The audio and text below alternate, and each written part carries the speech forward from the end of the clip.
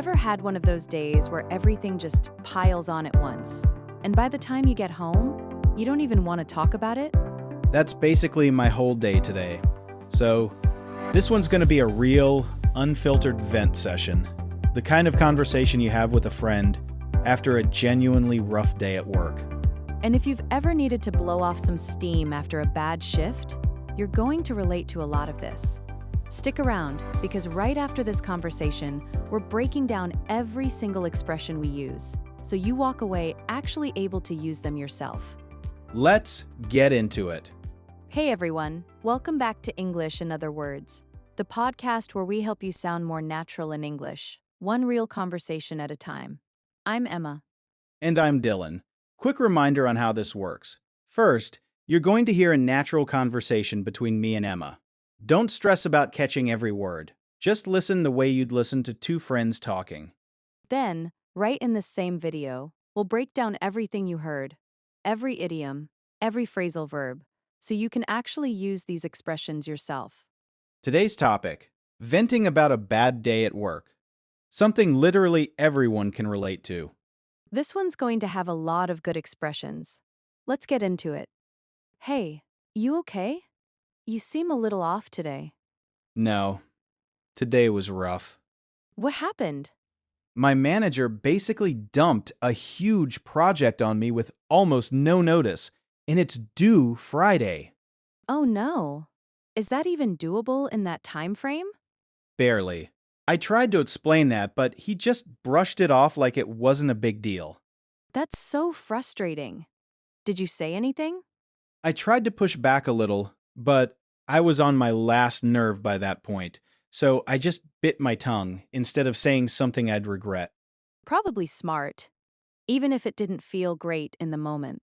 Yeah, and it's not even just the project, it's that I already have a lot on my plate this week. Two other things were due today, too. Wait, so all three things landed at once? That's a lot to juggle. Right, and normally I could handle that. But combined with everything else going on, it just felt like too much all at once. That makes sense. Did your manager know about the other deadlines when he handed you this new one? That's the thing. I mentioned it, but he kind of brushed past it, like he wasn't really listening. Ugh, that's the worst. When you feel like you're talking and it's just not landing. Right. And there's this one coworker, Marcus, who kept stopping by my desk asking questions about a totally separate project the whole afternoon. Oh no. On a day like today, especially? Right. Terrible timing. I love the guy, but today he was seriously getting under my skin. Huh, I get that. Sometimes it's not even about the person, it's just bad timing. For sure. I just needed to blow off some steam after all of that, so I went for a walk during lunch instead of eating at my desk like usual. That's a good instinct. Sometimes you just need to step away for a bit. Right. But then I came back and there were like 20 new emails waiting for me. Oh, that's the worst. It's like the inbox just multiplies while you're gone. Seriously. At one point, I genuinely considered just closing my laptop and walking out. Huh. We've all had that thought at least once. But I didn't, obviously. I just put up with it and got through the day. That's rough, though. Do you think it's going to keep being like this? Or was today just a one-off? I'm not totally sure. This project alone is probably going to make the next few days pretty intense. Have you thought about talking to your manager directly about the workload? I've thought about it, but I don't want to come across as complaining. Although, at some point, I might just have to bite the bullet and bring it up. I get that. It's a tough conversation to have, but it might save you a lot of stress later. True. Actually, thinking about it more, when he handed me the project, he mentioned something about the team being stretched thin lately.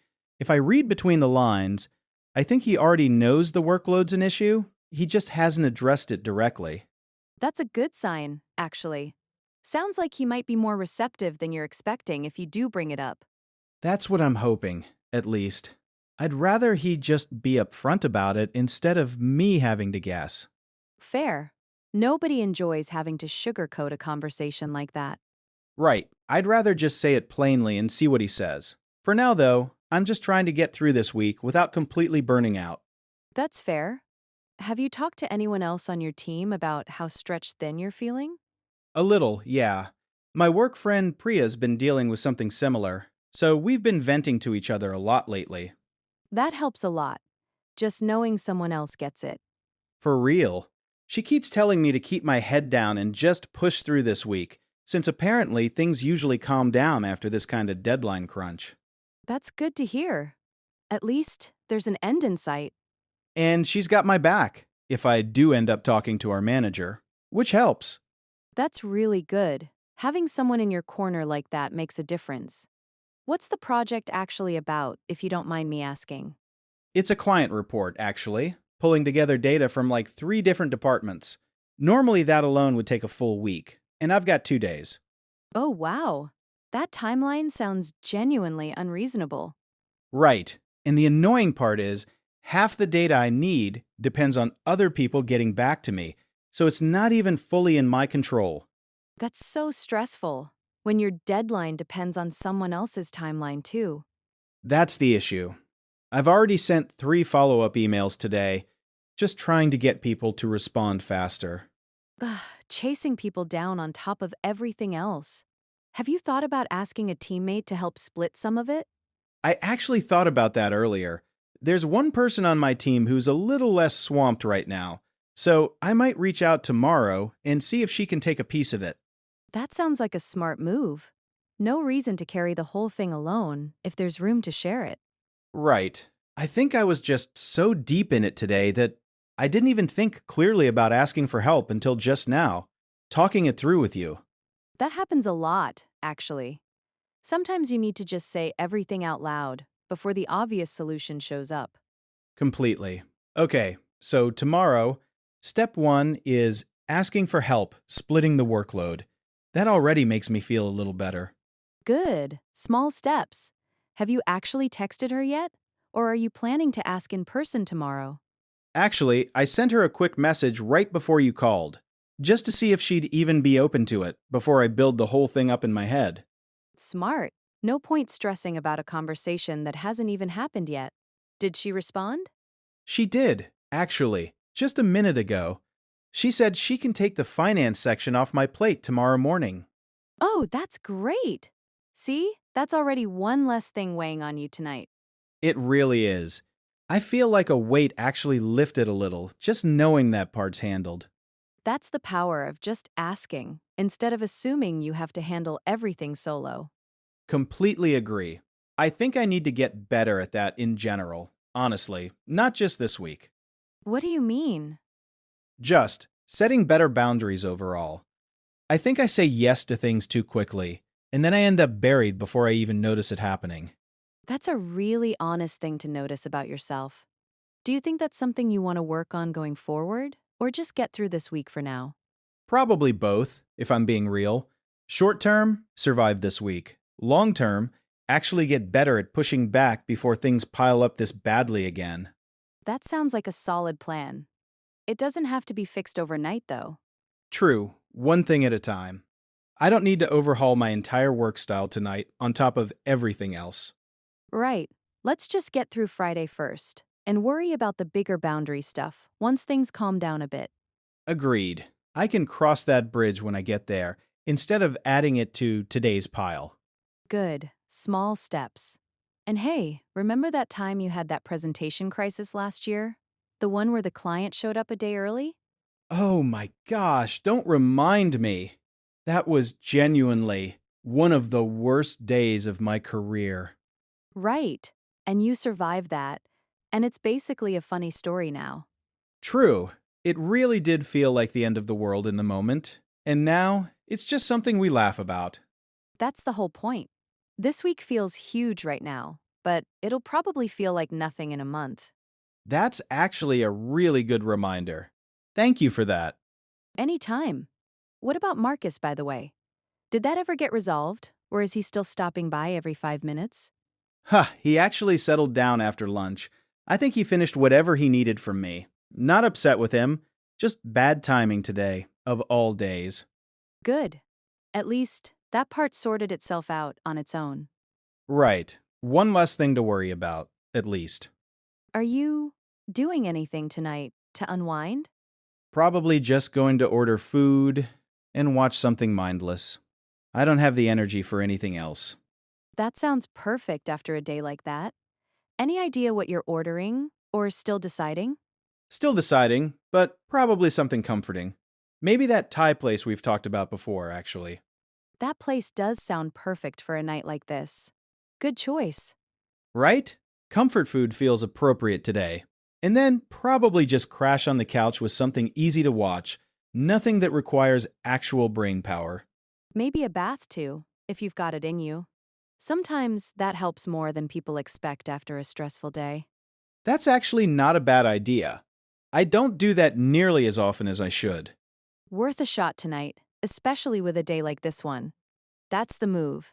Save the brain power for tomorrow's deadline. For sure. Oh, I should probably also call my mom back at some point tonight. She's texted twice today and I haven't had a second to respond. Huh, that's fair. Family check-ins tend to slip when work gets like this. Right. She'll understand, though. She always does. I'll probably just give her a quick call after dinner. Nothing long. That's smart.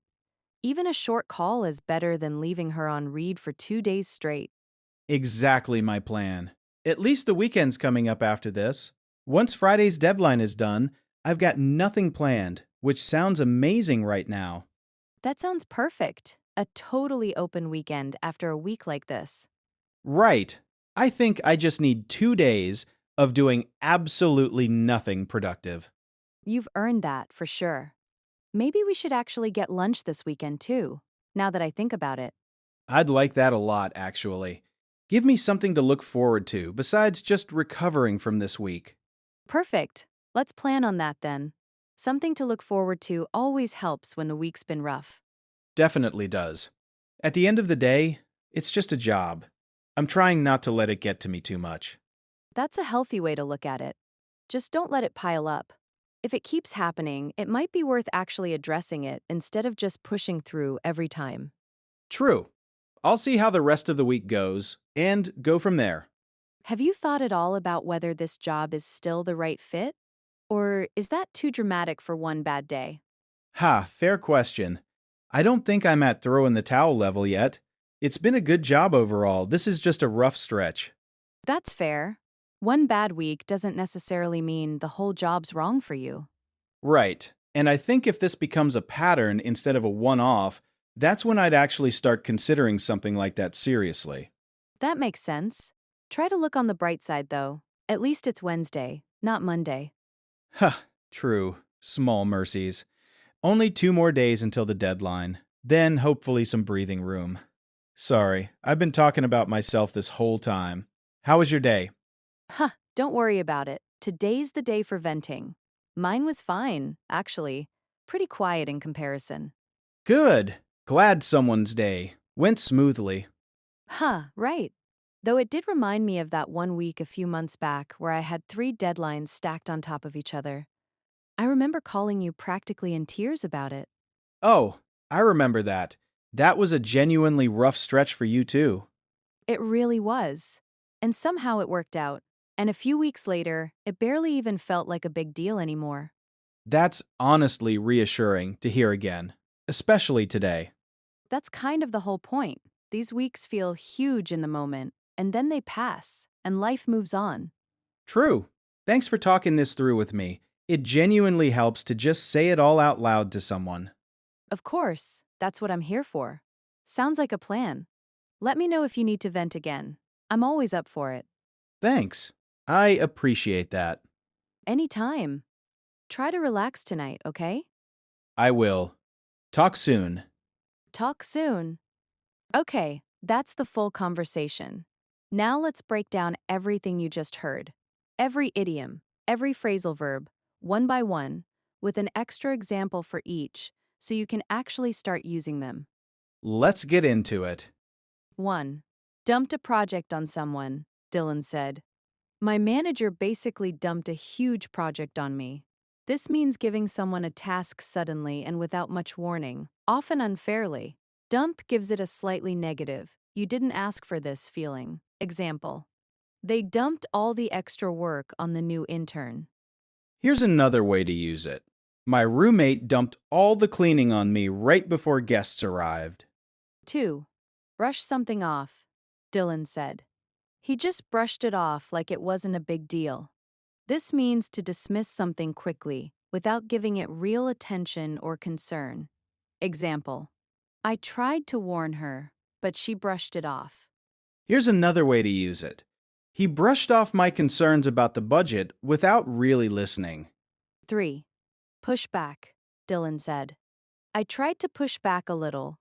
This means to resist or disagree with a decision, often politely rather than just accepting it right away. Example. You should push back if the deadline really isn't realistic. Another example. She pushed back on the new policy during the meeting. 4. On my last nerve, Dylan said. I was on my last nerve by that point. This means being extremely close to losing patience, right at the edge of frustration. Example. The kids have been on my last nerve all afternoon. Another example. After the third interruption, I was completely on my last nerve. 5. Bite your tongue, Dylan said. I just bit my tongue instead of saying something I'd regret. This means holding back from saying something, usually because it would cause conflict or you'd regret it later. Example. I wanted to say something, but I bit my tongue. Here's another way to use it. I bit my tongue instead of correcting him in front of everyone. 6. Have a lot on your plate, Dylan said. It's not even just the project, it's that I already have a lot on my plate this week. This means having many tasks or responsibilities to deal with at once. Example. I can't take on anything new. I already have a lot on my plate. Here's another way to use it. I can't take on your project too.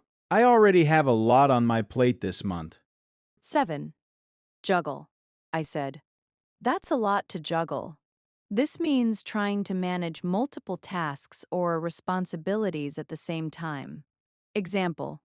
She's juggling 2 jobs and school right now. Here's another way to use it. She's juggling 3 deadlines and a sick kid this week. 8. Get under someone's skin, Dylan said. Today he was seriously getting under my skin. This means to irritate or annoy someone, often gradually. Example. The constant interruptions really got under my skin. Here's another way to use it. The squeaky chair in the office has been getting under my skin all week. 9. Blow off steam, Dylan said. I just needed to blow off some steam.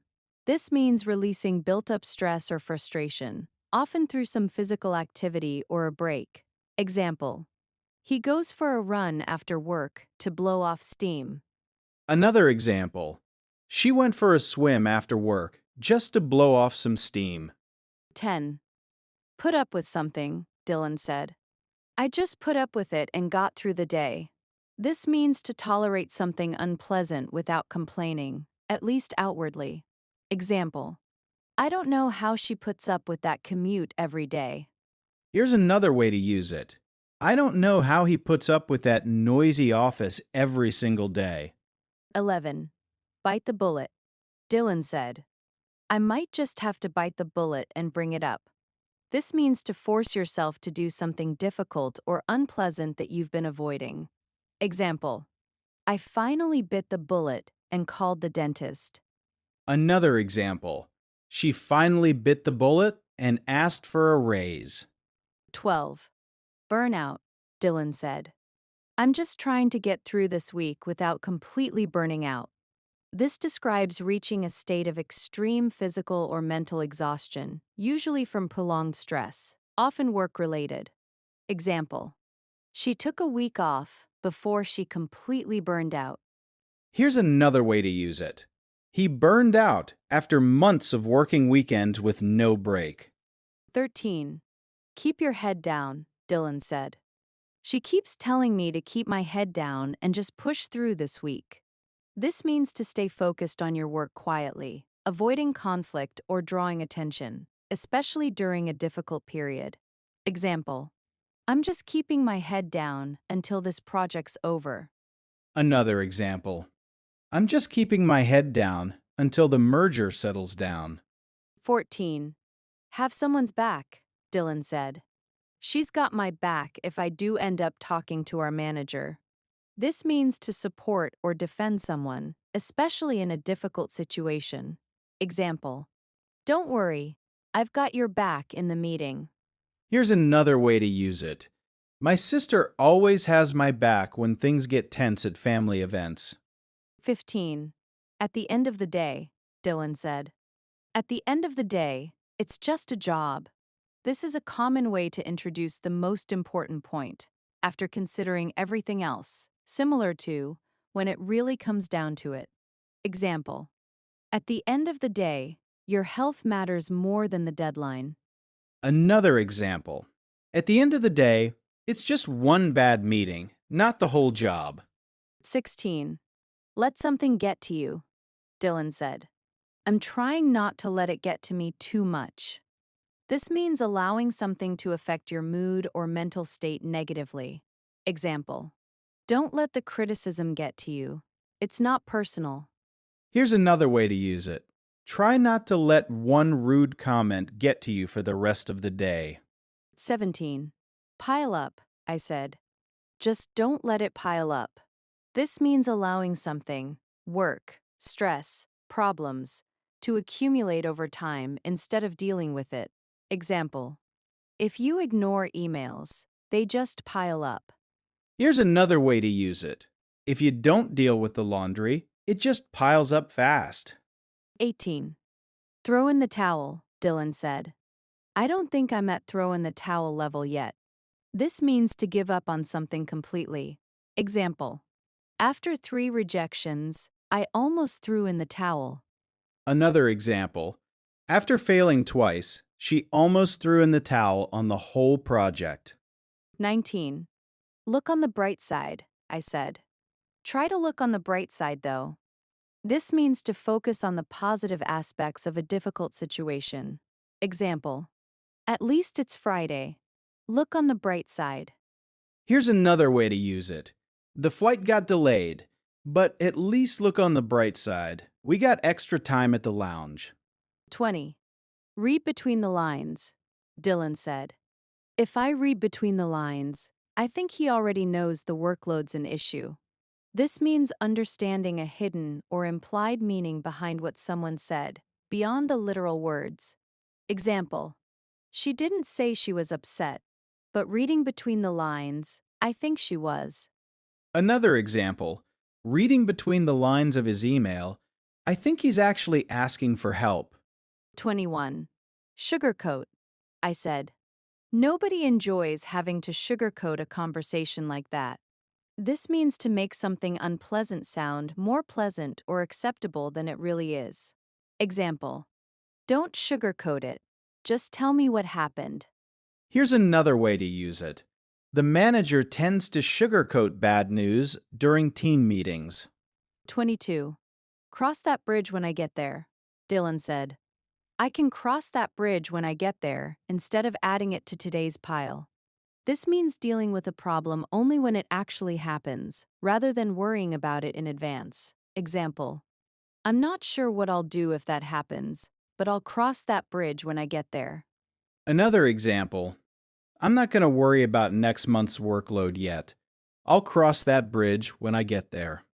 All right, before we wrap up, let's do a quick rapid-fire quiz. I'll give a mini definition. You guess the expression. Ready? Ready. Hit me. Number 1. To give someone a task suddenly, without much warning. Dumped it on someone. Nice. Number 2. To give up on something completely. Throw in the towel. Number 3. Understanding a hidden meaning behind what someone said. Read between the lines. And last one. Dealing with a problem only when it actually happens. Cross that bridge when I get there. Did I get them all? 4 for 4. Nicely done. All right, that's it for this one. The full conversation and the full breakdown, all in one place. If you want to actually lock these in, try picking 2 or 3 and using them in a sentence about your own week today. Thanks so much for watching. If you want more of these, subscribe. New real conversations every week. Hope to see you next episode. Bye, everyone. Bye.